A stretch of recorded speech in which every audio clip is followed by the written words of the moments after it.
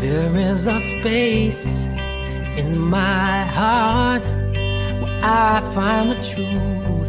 I find me in you, a truth beyond what you may see now. But when we are one, we bring more good about. No matter who or what you call yourself or where you come from, yeah. There is a place in this world with open arms right now. Welcome to love, welcome to peace, welcome to our community. Be who you are, let your light shine. We're so much more when we unite. You are welcome here. You are welcome here. I see with new eyes, allow and unfold, embrace and let go, trust the flow. There's a freedom in love when you follow your heart. Together we are stronger than we could ever be apart. No matter who or what you call yourself or where you come from, yeah. There is a place in this world with open arms right now. Welcome to love, welcome to peace, welcome to our community. Be who you are, let your light shine. We're so much more when we unite. You are welcome here. You are welcome here. Breathe in and out. Slowly feel all that's around you. All that you feel, all that you know. Let it go. Welcome to love, welcome to peace, welcome to our community. Be who you are, let your light shine. We're so much more when we unite. Yeah, when we unite. Oh, we unite. Yeah, yeah, when we unite. Yeah, yeah. You are welcome here. Love is welcome here. Peace is welcome here. You are welcome here.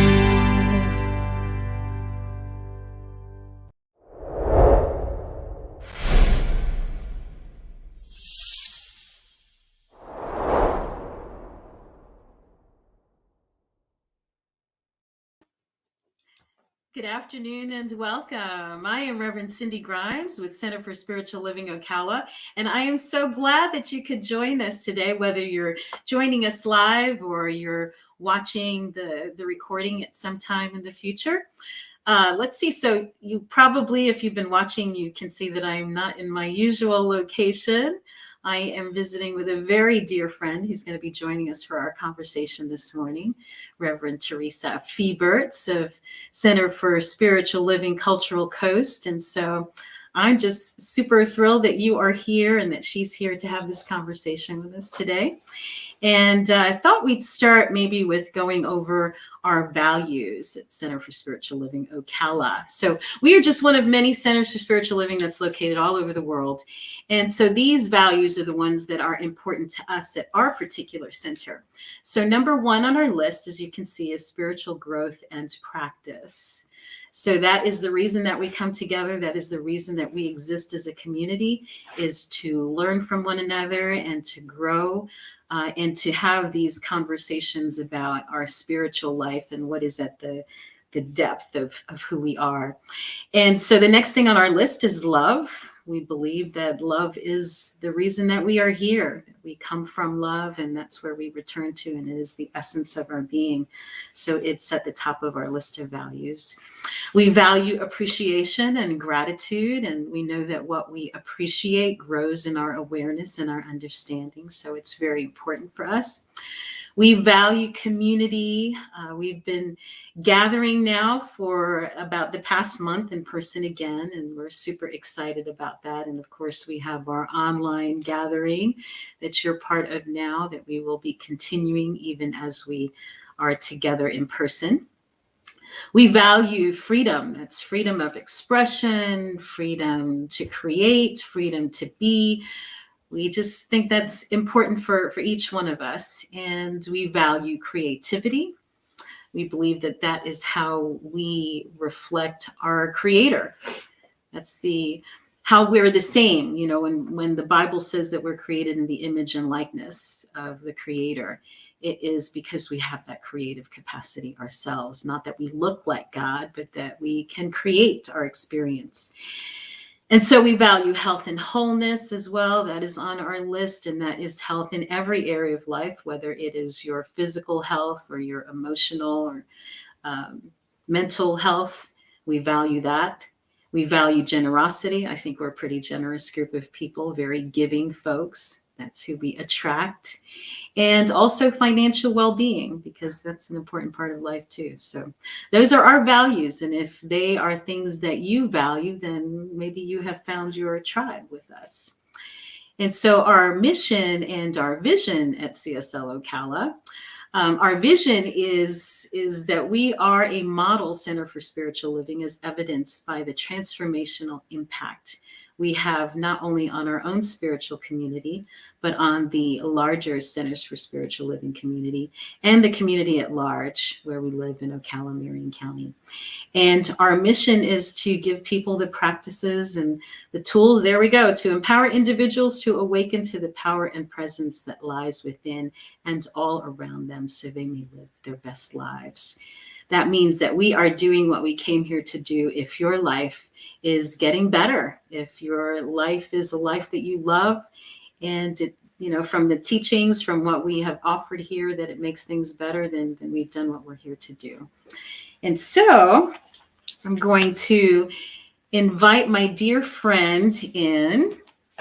Her name is Teresa Feeberts, and you may have met her before. Welcome, Teresa. I'm welcoming you into your own home. So great. So great. So great. You know what we didn't talk about was praying in. Oh, Would you mind doing that? Would you mind doing an invocation?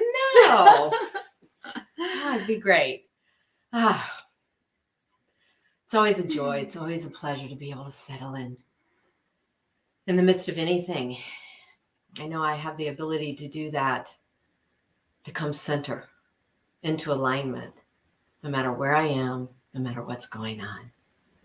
And so this has been such a glorious, wonderful day already. And so much has happened and so much has transpired. And so to be able to bring myself to this present moment is such a gift. Because I can really settle in and feel it fill me. And so I invite each one of us to do that, no matter what has happened during the day, during the week, no matter what has to happen after this, that we can simply be here now, to be present. As we bring our attention into the present moment, what I affirm for myself, for Cindy, for each person that tunes in, whether in this present moment or at some time later, that we encounter, that we become aware of, that we awaken to the fullness, the presence of this now moment. That we encounter, we become aware of, and awaken into its unconditioned love. Knowing that its fullness is right where each one of us are.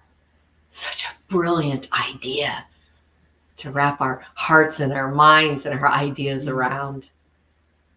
The fullness is right here. The fullness is right here. The fullness is right where each one of us are. And it's uniquely, divinely expressed that one has multiplied itself into all this beautiful, the tapestry of life itself. Every aspect of life. Every aspect of life. My body, the floor in my house, the sun outside the house, the flowers, the trees, the birds, every aspect is that expression of divine presence. And so I affirm for each one of us that we are indeed here to be the fullness, the full, free expression of that one divine, and that it's a myriad of ways that we show up in the world, and it's all beautiful. And so I accept in this moment that fullness of expression. I just sit in it, within myself and within my world. And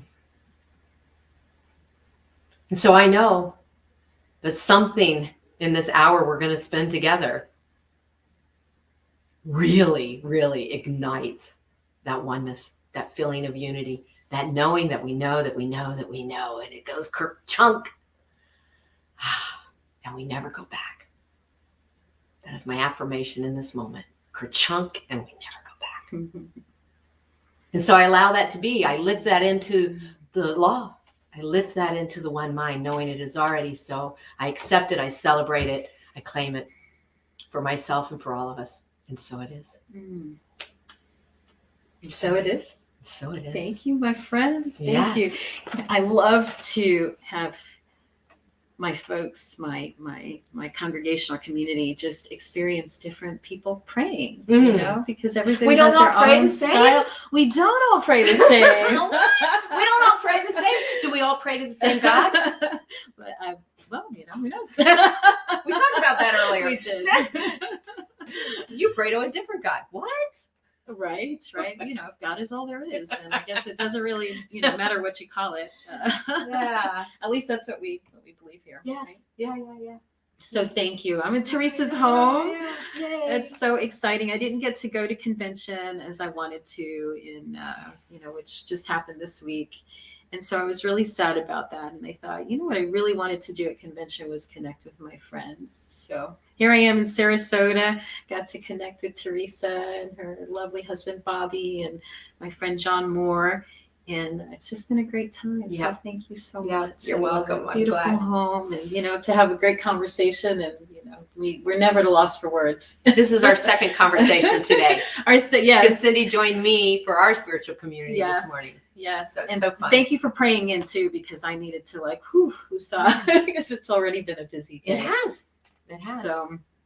So, you know, we're talking about paradigms. Okay. And for anybody, I don't know if this is the first time some folks might be watching, but that conversation of a paradigm and what is it? What is a paradigm? So I just want to say that is like our way of believing and thinking. It's kind of like set and setting that's so much a part of our lives that we may not even realize that it's a belief system. Right. Like it seems like it's just the way it is. And right? Yeah. Like this is just how life is supposed to be. Right. This is how it's always been. This is how it's always going to be. Right. And you don't know till you step outside of that to realize, wow, so that was just a way of believing, or, you know? Yeah. Or that other people don't see it that way. Or we have our exactly. personal paradigm and a collective paradigm. Yes. Yeah. Mm-hmm. So we talked, you know, we've been talking personally, and we've been sharing about people's different paradigm shifts, and we can have individual paradigm shifts, like where you have that. I guess the easiest way to describe it is like the aha moment. There's how life was before, and then the thing happens, and life is never the same. Right. And your eyes are opened. There's new Right. possibilities, and you would never want to go back, even if you could. Right. Right. So, like one example, I think, and I think I've shared this one before in this forum, riding a bike. Riding a bike. The moment you learn how to ride a bike, you could read about it, you practice and fall, but the moment you get balance, you've got it. Right. And you never forget it. Right. Right. And your life changes. Right. Oh, yeah. Well, like we talked about earlier with grandkids. Yes. So your grandkids are riding a bike now, right? Yes. Yeah, mine too. And you see that when you said you never go back. Oh my God, the look on their faces when they really take off. It's like a new world has opened up, right? I'm alive. Yes. I'm alive. Yeah, it's so awesome. And we have moments like that, all the time. But that's one I think that most people can relate to, right? Yeah. And you Yeah. never, it never leaves you. I haven't been on a bike for, who knows, 30 years maybe. But I'm sure I could get on it and ride it because because of that shift. Right. So it's like it becomes cellular.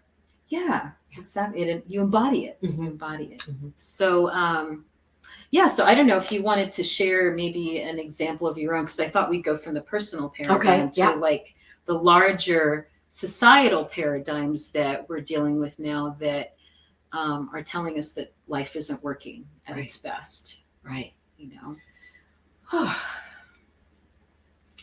I'm going to quickly share two. Mm-hmm. Because they kind of lead to one another, I think. So bear with me as I do it in a rather quick way. But I think the first one, many of us can get right into. I came into this teaching at age 31, and I was a victim of everything, victim of circumstances, victim of my parent, how my parents parented me. I was a victim in the relationship that I was in. But a really big one is I was a victim of alcoholism. And I was a victim of alcoholism. And it was not my alcoholism. And that was the aha. Mm-hmm. That was the aha. I lived with it as a child. I married into it. And the moment I realized I'm not the alcoholic, I don't have a problem with addiction. I'm not addicted to this substance. The moment I woke up one day, the moment I realized that, I was like, oh, now I have choices. Mm-hmm. I chose to stay in the marriage for a year, maybe to prove to myself. And then I left the marriage, and I would never go back into a substance abuse relationship with anyone. I would not ever be that same person. Mm-hmm. So victimhood left me at that time too, or at least started peeling off of me. Right. Fast forward 30 years. 2 years ago, close to 30 years, 2 years ago, my appendix ruptured. I spent hours on the floor in the bathroom after passing out before my husband woke up and found me. Mm-hmm. So by the time I got to the hospital, my blood pressure, my, all my vitals were very, very low. And after they took those vitals, and I'm in the emergency room, room that they're working with me, I realized this is not sustainable. And so I said to my husband, I may not make it. I was like really aware that this is not, you won't live this way. You can't live with such a low pulse. Right. And they were doing tests. They were running tests. I don't know how long those tests are going to take. I was at such peace. So amazing. I was at such peace. In hindsight, I realized I was not afraid of death. That was huge. So that paradigm shift happened looking back. Mm-hmm. The aha was looking back. There was once a girl at 31 years old, a woman at 31 years old, that was afraid of her shadow, that was afraid of being alone, that was afraid that her whole life was going to be the struggle with alcoholism, right? Yeah. And now there's a woman that is not afraid to die. And I live with that. I carry that today. Yeah. I don't have this. I mean, little fears are gone, and the big fear. Right. That's huge. It's huge. It's huge. It's huge. And so I carry that into every day in a way that I never would have even been able to articulate or imagine was possible. Right. I don't think I even imagined that was possible. And it's a ship that I'll never go back. Right. I'll never go back. It's like, growing up in a home with alcoholics, right? And then you think that that's the way life is. Right. So there's an expectation. It sets you up for, this is just the way life is. Right. So that it was comfortable to marry into it Mm-hmm. and not bat an eye, Right. Because it's familiar. Yeah. It's familiar. Yeah. And us human beings, we don't like change either. So we will go into a familiar, painful thing because we know what it is rather than face something that's unknown and uncertain. Right. Yeah. Mm. Right. Mm. Ouch. Yeah. Yeah. So there's two over a 30-year period that I know I'll never go back. Yeah. There's so many. So many. I've had so many in my life. I don't even know where to start. Right. Yeah. Talking about fears. So I did abuse investigations. It was one of my earliest jobs, And there was a night that I got called out to like the bad part of town in the projects, and it was 3:00 in the morning. Yeah. And I was terrified, like, I don't know what to do, and my husband's a police officer. And I was like, Grady, come with me. And he said, you're a big girl and this is your job and this is what you get paid to do. And I was like, what?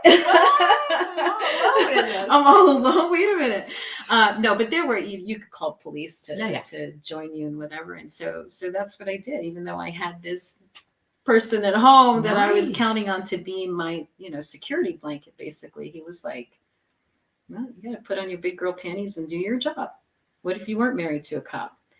And, and I went and I did the thing. I did what I needed to do. And I think that was a turning point for me too, since that moment was never afraid to travel or to do things on my own. Yeah.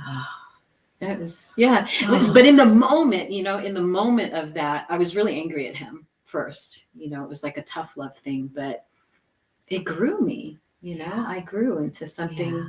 I can see gratitude then. Oh, absolutely. Like, wow, I'm a changed person. Yeah. And in the moment, though, I can't say that I was thrilled about it. No.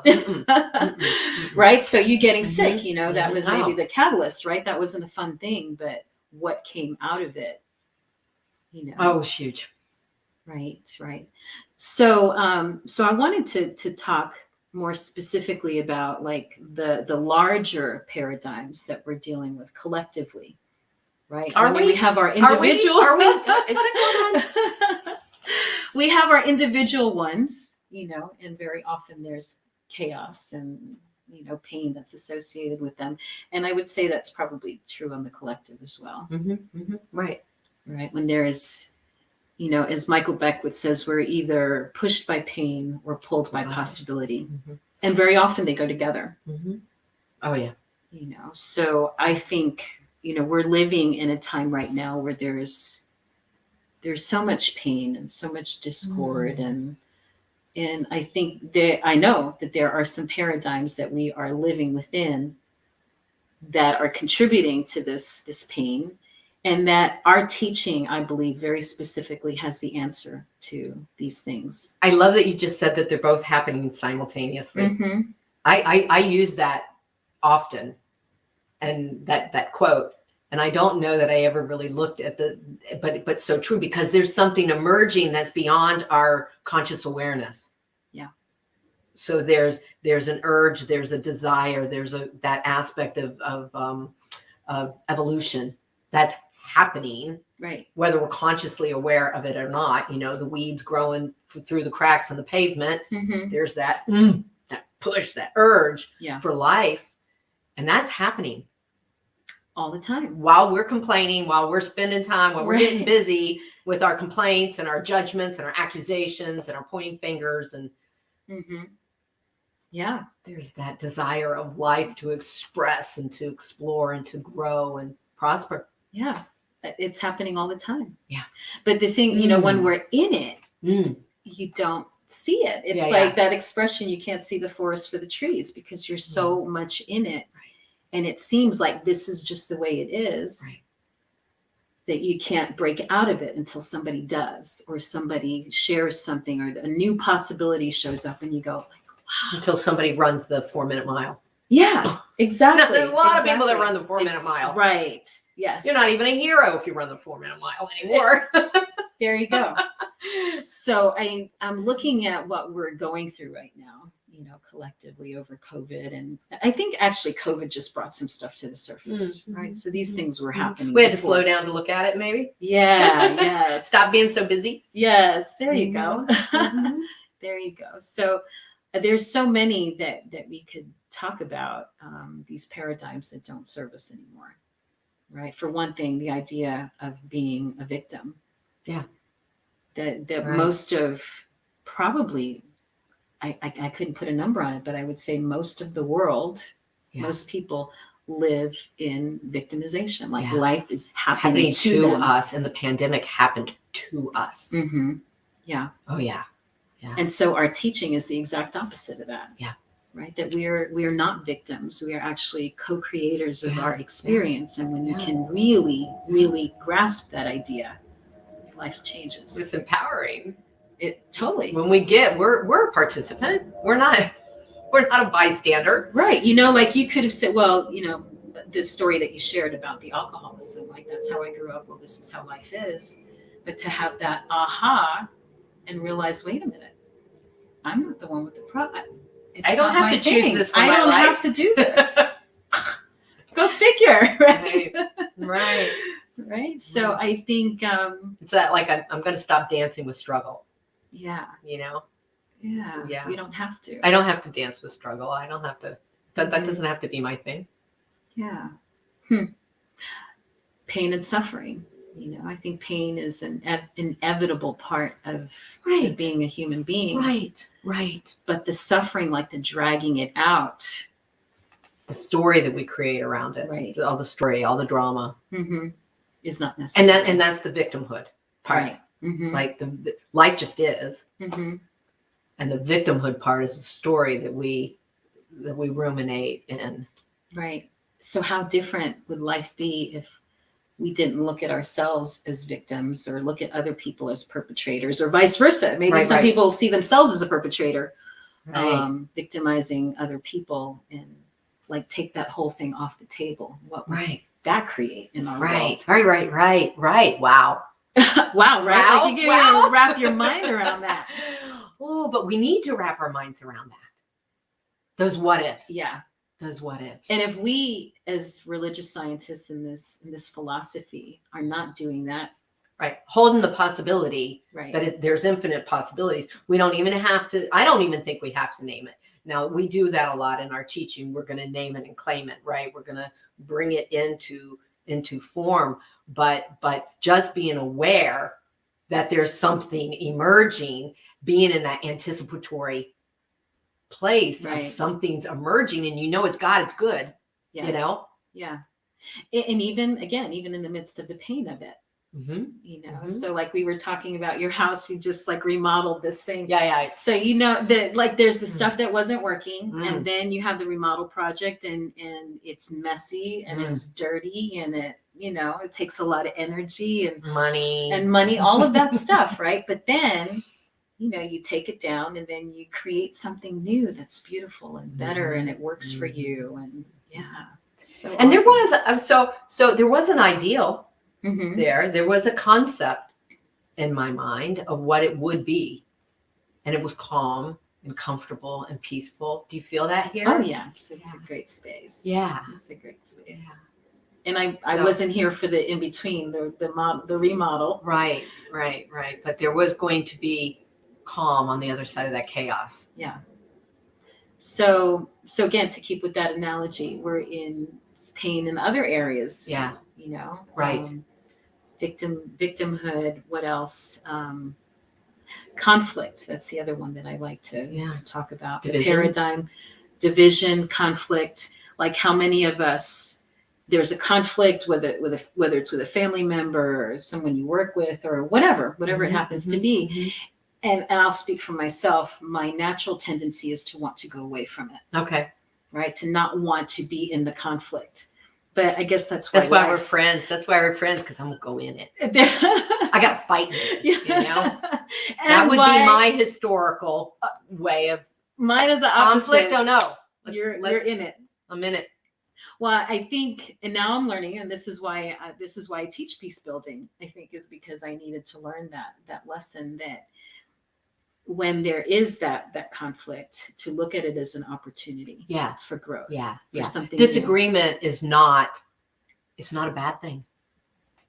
Yeah, and it could be painful. It's not necessarily it can be messy. Fun. It can be messy and yucky and all of that. But to lean in, do what you need to do, and you can come out on the other side of it. It's an opportunity to use your voice. It's an opportunity to hear.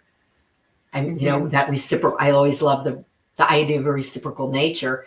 There's so much in conflict that we play with. That's if you go in trusting it. And what are the other knowing you're going to come out on the other end? Yeah.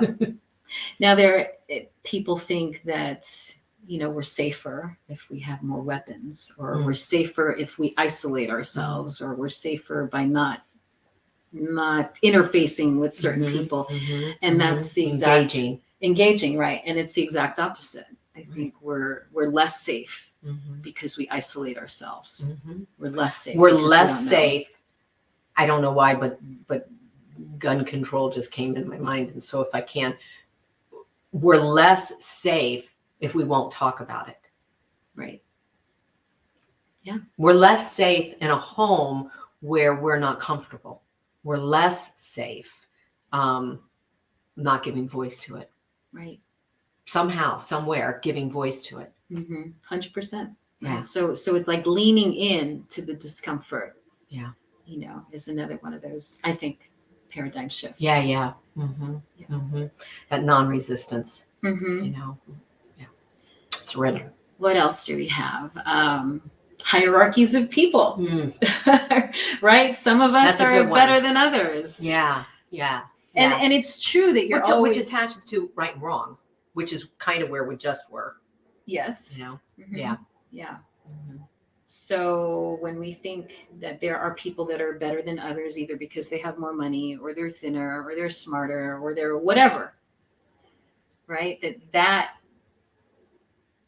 a big situation that actually I think humanity has always dealt with. And maybe it's one of those things where people will say, well, it's always been like that, and it will always be that way. So you want to go there for a minute? Yeah, let's go there. It's always been like that. It will always be that way. Well, we used to ride horses for transportation. Right? Yeah. Now we take rockets, right? Like, just because it's always been that way doesn't mean it will always be that way. This girl used to be afraid all the time. Just because it was always that way doesn't mean it always will be, know? I lived in a not safe house as a child. Doesn't mean it's always going to be that way. It's not that way anymore. Sure. So that's not a truism. And we say those kinds of things. That's the paradigm. We say those kinds of things as it is a truism, like it's true. It's always been this way. I hear that. It's not true. People say it with such fervence, it's true. Because that's all they've known. Yeah. Right? You and I were born in a time in the United States, and all that goes along with that, right? Of our culture and our upbringing and all of those things, that had we been born 200 years earlier or 50 years from now or whatever, it would be a whole different scene. Right. So different paradigm. A whole different paradigm. Right. So we can't say, we're not going to work on this, or we're not going to do that because it's always been like this. It's always going to be this way. Why waste your time? Right. Well, and so we just proved that personally. So if we know that that's the case personally, and each one of you can think that way too, that there's something you used to do or believe or think that you do not do anymore. Right. Whether it's going to McDonald's or, eating fast food and you just don't do it anymore, or drinking Coke, soda, because I shouldn't label companies, but drinking soda and you don't drink soda anymore or whatever, there's things, right? Mm-hmm. And we just don't do them anymore. Well, if we could do that in our personal lives, we absolutely do that collectively. That's what a paradigm is. It's our collective. We have the personal, a collective paradigm. Yeah. We're just in some kind of agreement that this is truth. Right. That this is how it is. So our paradigm, Centers for Spiritual Living, what we teach, right, in religious science is that we are all one. Yeah. That we are all one. And if we could really grasp and live into that idea, how different life would be. Right? Because then what I do to somebody else, I am actually, it comes back to me. Yeah. We're so interrelated. And COVID has taught us that. I mean, how could you not see that? It matters what happens in China. It matters what happens in your next door neighbor's house. It matters what happens to your house. Right. And we are all it matters impacting. To the whole. Yeah. We're all, impacting each other. We're all the time. No matter where you sit in the conversation. Right. You're impacting. Mm-hmm. Yeah. I mean, just like things are changing all the time, just like we're creating all the time, whether we realize we are creating with intention, doing it purposely or not, we're still creating. Yeah. We're still putting the ball in motion. Yeah. What you're doing is setting up the next moment. So why not do it with some consciousness, right? Some intentionality. Yeah. Do I want to keep perpetuating this anger, this division, this hatred, or do I want to see something else in the world? Yeah. And it's not for somebody else out there to do it. It's for us to do it for ourselves. Yeah. That's the piece I think I really love, is that we can't help. So one of our professors in school, I remember somebody questioning, we were going around the room talking about why we were in the ministerial program. And like maybe the last person to speak said, well, some people are talking about their calling, they've always known or whatever. And this one person said, yeah, I'm here selfishly because I want what I see my minister have. I want that for myself. So I don't have some lofty thing to tell you. I'm here for myself. Mm-hmm. And our professor said, there is no such thing. There's no such thing. Because if you're looking to expand yourself, if you're looking to grow, you're looking to have a greater sense of fulfillment in life and a greater realization of what life is, you impact everyone. Mm-hmm. And I never forgot that idea that even if we think we're doing something for a selfish personal reason to enhance our own lives, we're enhancing all the lives around us. And just think about that. It's so beautiful. And what comes up for me with that is like somebody maybe who's looking for that perfect partner, that perfect love relationship. And it feels selfish, like it's just for me. Yeah. But the thing is that when other people see love like that, it's inspiring, and it makes it and it gives hope. It gives hope, and it shows possibility, right? Yeah. For somebody who maybe grew up in a broken family or didn't see good relationship, to see a couple that's actually in love and has a good relationship, that creates new possibility for that person. So it's not just selfish for the individual, it's expanding everybody. Right. It's so even beautiful. Without like getting busy with it, even without like going out and teaching people. Yeah. Just your existence. Exactly. Just your up leveling in your own life. Exactly. Yes. Yeah. It's great. Yeah. Oh, I love that. I know. That brings me another story. It was, I was probably 70, 80 pounds heavier than I am now. And there was a long time that I would not ever be up in front of a group. I'm always trying to hide out, not be seen, make myself small.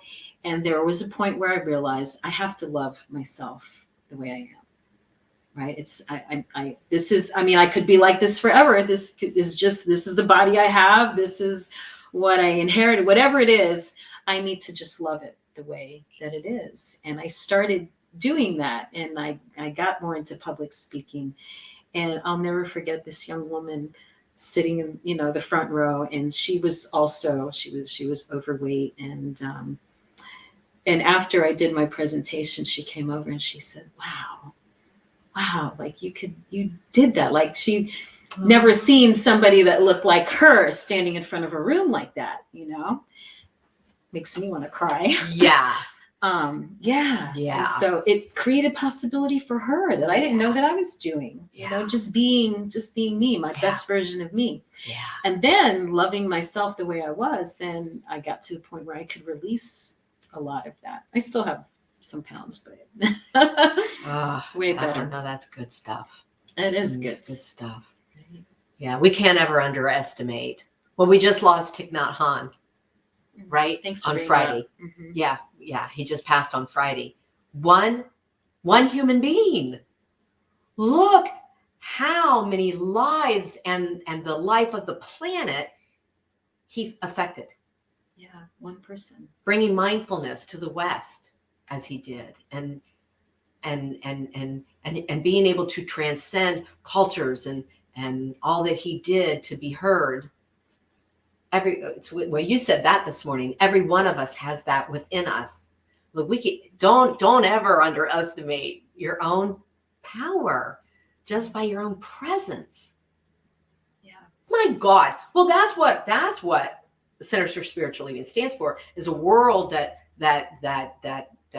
has awakened to its magnificence, right? A world that works for everyone. Well, within a world that works for everyone is people who know how the world works, people that have awakened or are awakening to their special thing, whatever that is, the special purpose. Like, that could be a paradigm shift for somebody right there, right? Yeah. To feel like they have a story, to feel like they have a gift, to feel like they have something to share with the world. Because there's so many people that either haven't found that or don't believe it's possible, like somehow life left them out. Yeah. When they were giving gifts, I didn't get any. Yeah. Oh, and that's so not true. What was the quote we read yesterday when we were at Spanish Point that Bertha Parker Palmer, about her Palmer, her gift was her gift is seeing the beauty awaken. So she was talking about Florida plants and just being present with them and watching the beauty awaken. And she said, that's my gift, is to see that. And Cindy and I talked about how as ministers, we see that in people. You've got somebody in class and you're working with them and you see the aha and you see them blossom. I mean, I've said with the practitioners that I've graduated, they look different. They look different because they carry themselves different. They speak different, your beloved Donna and Norma. Right? Yes. She was their teacher. Yeah, I watched that. I watched, you stand a little taller, you project your voice a little with more authority. Yeah. It's funny. I think we come into the world with all of that confidence and enthusiasm and excitement for life and watch for wonder. And then life knocks you down a little bit, smacks you around. Well, we're told too. We're taught. Exactly. Sit in your seat, get good grades. For me, girls, stop talking so much. We're taught to we get domesticated. We get domesticated. Yeah. Stop shining that light. It's a little bright, bring it down. Yeah. And then we spend the next part of adulthood letting go of all of that stuff. The second half of my life. Yeah. Huh. Interesting. It is interesting. And for me, it literally was a third, like my first 30 years was dimming it. My second 30 years is, so now I'm going to be 61 in a couple months. So now it's like, woo, woo, what's next? What is going to be next? Oh, I love that. I'm not to that number yet. Very close. And I think you just gave some possibility right there, right? For anybody who's going for a next birthday, the next zero. Geez. I don't have any problem telling my age. I'm super excited that I'm going to be 61 and wow. Nobody would ever guess that. How fun is life, Yeah. So life. I just hope we just created some possibility for people. And I'll tell you, the 50s were fabulous. For me, 50s. Talk about paradigm shift, just looking at your age. Think about from 10 to 20. Oh, yeah. 20 to 30, Mm-hmm. 30 to 40, Right. painful years for me. 30 to 40. Same here.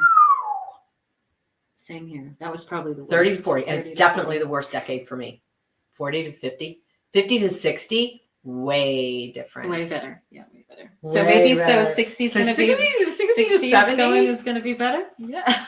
We got it going on. I was like, what's going to happen? Wait, and then paradigm shift. Think about your grandmother at 60. Oh, yeah. However many years ago. Like, Oh, yeah. What was grandma like? How old was back Ernest then? Holmes when he died? You seen pictures of him, how old he looked? And then in old movies, think about black and white movies, and they show somebody that's 60. And They looked really old. right? I'm like, oh my goodness. Glad I don't have to dress like that. 50's the new 30. Yeah, yeah. We're in 60s. But that's 60s a and paradigm 30s. shift, It isn't is. it? Mhm. And I don't know, we'd have to research, like, where did that come from? That we're not aging, we're growing. We're not dying, we're evolving. Yeah. Yeah. That's a paradigm shift right there. I love it. Yeah. I love it. I wonder if people are commenting. I don't know how to set it so we can see if there's comments to answer anything before we close out. And I'm not seeing them. Because they're right there. Yeah, because there they are, and I don't have my glasses on. Okay, Can you well, read any? let me. Tell us Yeah. what people are saying. Yeah. Well, hello, family from Phoenix is Rising.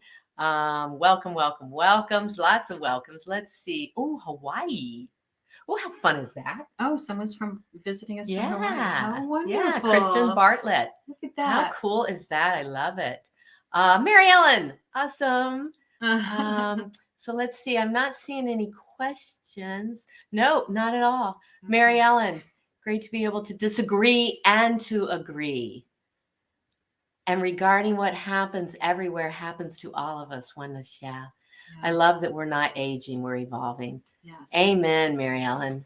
Amen. So true. We're not. So let's see. And how we always think of humanity evolving, right? That's a collective. When we think of evolution, we typically think of it being humanity, and like from dinosaurs to, like we think of big things, but though we just did those decades, those were evolutions. Personal, yeah. evolution. And the microcosm is part of the macrocosm. Right. So what we're going through individually, I think Mhm. we're going through collectively. So we do our own work. The whole world's evolving. Awesome sauce. Yeah. Thank you for this conversation. I actually feel really, really good, really good, and excited at the possibilities. I didn't think I'd be super excited at the prospect of turning 60, but you just turned that all around. It's funny. I remember one time. Can I say real quick? Yeah. I remember one time I was at a function, a real estate function. Other hat, realtor, and I was with my mom. I'm like multi-generation realtor. I was with my mother, and I went to college with somebody that was there, and he looked older than I do. And I said in a whole group of people, "Oh my God, look who's here!" And we went to college together, and blah blah blah. And my mom said to me later, "Don't ever say how old I am." I'm like, "Did I say how old you were?" I couldn't remember ever saying how old she was, but by association, well, somebody's going to sit there and do the math and think, well, that if he's, looks this age, then you must be this age, then she must be this age. And I was like, oh my goodness, that's the struggle. Like, let that stuff go. Yeah. We We could keep going on with the paradigm shifts, but to get to the point where your own voice is the most important one, not what other people are saying, but what you believe and what you know about yourself. Yeah. There's a turning point, I think, in life where to freely operate from that place. Yes. I never in a million years would have thought that what I had just said would be in any way reflective upon her, or I was just enjoy. I was just being enjoyed. Yeah. But to allow that freedom of expression and authenticity and to be you. To be you. It was a big thing to step into. Yes. Those are big shoes to fill, people. Fill your own shoes. So let's see. Oh, we're like way. Oh, we went way over. All No, right, really? so- 3:49? Yeah, we need to close out. So I don't know if you want to say anything else in closing except about for paradigms. Or... No, just that I'm so grateful to do this with you. Sister from another mister. That's her line. Yes, But I'm just grateful.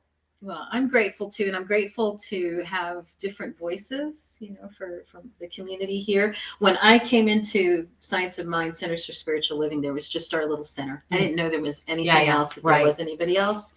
And it's empowering to know that there are other folks. Teresa's here in Sarasota. I mean, there's centers everywhere. 430 countries, I just heard. Yeah. In 30 countries.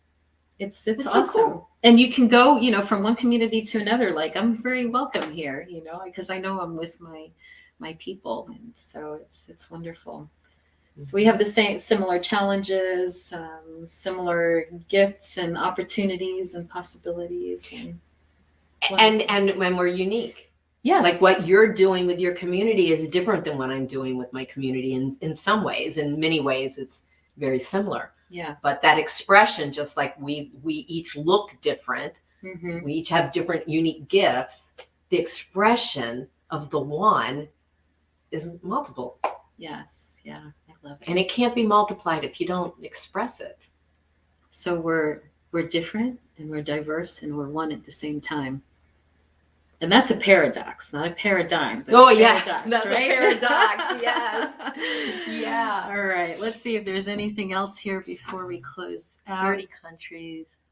Love you, ladies. I have to get super close. I don't have my glasses on to read. Love visiting with other centers on adventures. Yeah. Yes. Oh, yes. Your Phoenix is rising. Donna and Norman have been all over the place and meeting folks from all different centers. So I guess that'll wrap up this part of our conversation for today. But let's go into an opportunity for people to give. For those who may want to do that. I don't know. Do you have anything you want to share, Teresa, about your center or nothing? All right. No, I'm good. I'm so full. Actually, people can watch you too. They can watch us. They can watch you. We're all online now. We're all online. That is so fun. That is so fun. Yes, it is. Yeah. So I'm Cultural Coast. It's CSL. It's CSL Cultural Coast, Center for Spiritual Living Cultural Coast, which is on the southwest of Florida. Yes, in Sarasota. It's beautiful. It's beautiful here. When you're in the area, come check it out for sure. Thank you. Yes. So I guess we'll go ahead then and do our offering. Time for us to share our gifts. And so if the messages, what we offer here at Center for Spiritual Living is helpful to you, if it has expanded your life in some way, if you enjoy our vision and our mission, then we encourage you to, help support us, help support what we're doing financially. It's greatly appreciated. We do have an in-person gathering. We have an actual physical location that you are welcome to come to whenever you're in the Ocala area. But we have several ways that you can donate. You can go to our website at cslocala.org, or if you have a smartphone, who doesn't these days, right? You can send a text to the number that's scrolling across the screen. It looks like 352-3, I can't read it, 320-5110. That's the downside of getting older, I guess. Now stop it. I'm older than you and I read it. Anyway, you can text the tithe, and what you do is you text that number, you put in the amount of money that you want to give to the center, and once it's set up, you hit send and it goes right to you. Somebody say something funny here. Yeah, Jessica is posting the text links, not sex links. Oh, yes. That could be corrected. All right. Text. Okay, text. Yes, you can text to tithe. There you go. And it's 352-320-5110. And so here is the affirmation, and I encourage you to make this your own. It is the nature of life to give up itself, as it is the tree's nature to bear fruit and the flower's nature to bloom. It is my nature to share the gifts of my time, talent, and treasure. I participate in the divine flow of life, giving generously and receiving abundantly. I am blessed and I am a blessing. I am so very, very grateful. And I am really, truly so grateful. So grateful. So let's see what else we've got going on at CSL Ocala. Just to remind you, we have our annual membership meeting is coming up next Sunday at 11 a.m. Come, whether you're a member or you're not a member, you are welcome. It's just going to be kind of a state of the union, so to speak, and where we have been and where we are hoping or expecting to go in the near future. And so you can have a voice in that. So do come to our meeting and you'll get to meet our leadership council and have some input. So we invite you to join us for that. I think that's about it. So we'll go ahead and close us out with our closing prayer. We offer this prayer for protection. It comes from our friends at Unity, our sister organization, and it's very simple. It goes like this: the light of God surrounds us, the love of God enfolds us, the power of God protects us, and the presence of God watches over us. Wherever we are, God is, and all is well. I just thank you all for joining us today. I thank my dear beloved sister from another Mr. Teresa for inviting me into her home and for our time together this morning and this afternoon. It's been really special. And I thank you all for joining us and hope you've had a good time with us. We'll see you next week. Love and blessings to each one of you. Bye.